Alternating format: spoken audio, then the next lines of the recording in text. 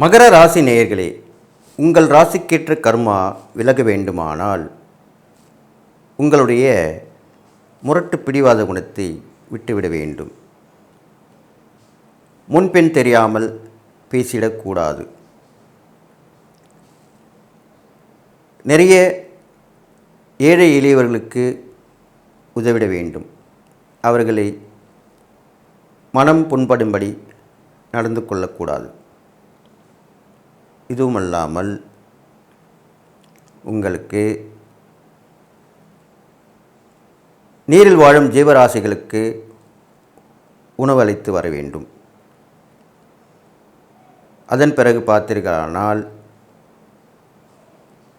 உங்களுக்கு நல்ல ஈஸ்வரன், நல்லிலங்கேஸ்வரர் அப்படின்னு சொல்லக்கூடிய ஈஸ்வரன் இருக்கார்.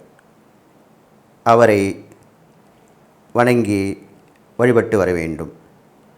அங்கு நடக்கும் விசேஷங்களில் கலந்து கொள்ள வேண்டும்.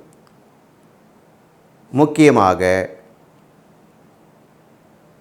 பள்ளியறை பூஜையில் கலந்து கொள்ள வேண்டும். அது பழமையான சிவன் கோயிலாக இருந்தால் கூட பரவாயில்ல. பள்ளியறை பூஜையில் கலந்து கொண்டு அங்கு தரும் பாலை அருந்தி வர வேண்டும். இது 11 முறை செய்ய வேண்டும். இது செய்து வந்தீர்களானால் உங்களுடைய ராசிக்கேற்ற கர்மா விலகும் என்று சொல்வது ஆன்றோர் வாக்கு.